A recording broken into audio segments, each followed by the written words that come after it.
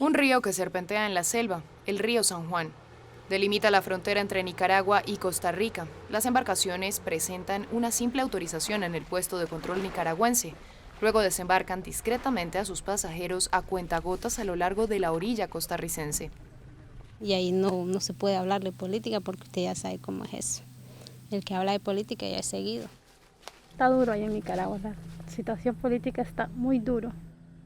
La mayoría de nicaragüenses estamos emigrando. Una capa de plomo cayó sobre Nicaragua desde 2018. Sin embargo, Daniel Ortega había sabido seguir siendo popular. Pero todo cambió cuando las manifestaciones estudiantiles pacíficas chocaron contra las balas de la policía. Porque son asesinos. Asesinos porque nos han matado.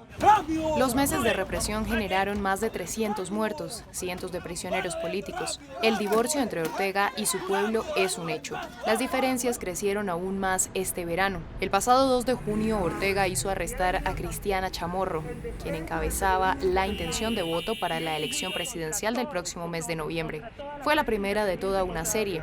Los otros precandidatos de la oposición fueron enviados a prisión. Luego decenas de líderes de movimientos ciudadanos, estudiantes, periodistas. Quienes se salvaron de la redada estaban escondidos o en el exilio. Nos reunimos con ellos en San José, la capital de Costa Rica. Kitty Monterrey era la última candidata de la oposición aún en carrera para la elección presidencial, cuando a principios de agosto se enteró de que el gobierno le retiró su ciudadanía. Mi salida fue altamente irregular. Yo vi la notificación en los canales de televisión y inmediatamente lo que hice fue resguardarme. Existía el peligro, obviamente, de que pudieran llevarme detenida. Teme por los miembros de su partido, quienes se quedaron en Nicaragua, y por los 140 prisioneros políticos. No solamente estamos hablando de la liberación de los presos, sino que nadie los ha visto. Hay algunos que ya van a cumplir 90 días y la Cruz Roja Internacional no ha logrado entrar. Nadie sabe cómo están, sus familias no los han visto, nadie.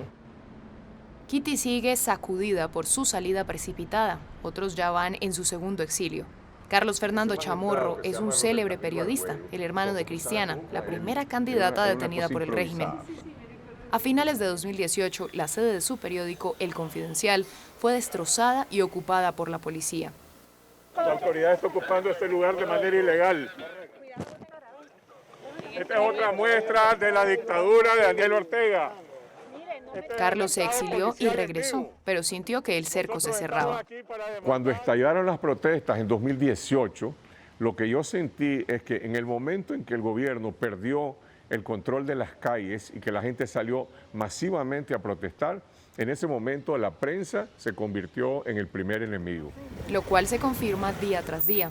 El pasado 13 de agosto, la redacción de uno de los principales diarios del país, La Prensa, padeció la misma suerte. Su gerente fue detenido. Sabíamos que iba a haber una restricción del espacio político, de la competencia política.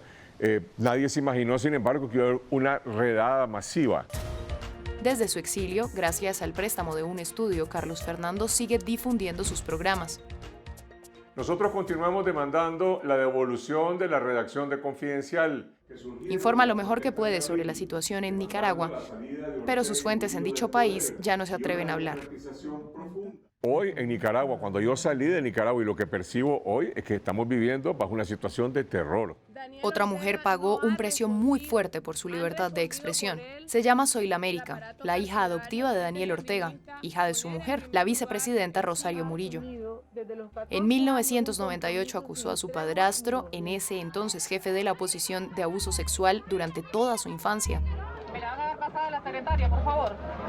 Estoy procediendo a la acusación penal por los delitos de abuso deshonesto, violación con agravante y acoso sexual. Creo que este juicio implica muchos riesgos y estoy dispuesta a asumirlo. ¿Y qué riesgos? Los años siguientes fueron una pesadilla. Daniel Ortega nunca fue incomodado por la justicia.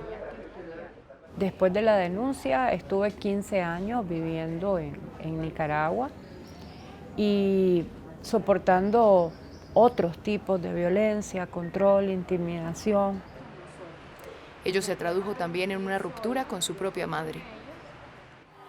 Rosario me decía que quería pedirle perdón al pueblo por tener una hija que había traicionado los principios del Frente Sandinista de Liberación Nacional. Bueno, Pero fue en 2013 que se impuso el exilio, cuando su novio fue detenido brutalmente frente a ella. Destrozada por la tragedia que vive su país desde 2018, Soy la América recorre con amargura el origen de esta espiral hacia la dictadura. En general, la manera de hacer política de los líderes de la revolución del 79 tuvo que ver con concentrar poder para cumplir, según ellos, las transformaciones revolucionarias, cuando en nombre de eso lo que están haciendo es creando un reino de acuerdo a sus necesidades, de tener súbditos en vez de ciudadanos, igual como fue en mi caso, no tener una hija sino una esclava sexual. Iba a dar yo algunas charlas. Soy la América reconstruyó su vida en Costa Rica, pero tuvo que cambiar 5 veces de vivienda debido a las intimidaciones. La frontera entre los dos países es porosa. Los partidarios de Ortega pueden atravesarla tan fácilmente como los que le huyen. Costa Rica le abrió sus puertas a los exiliados, pero ello no significa que su calvario haya terminado.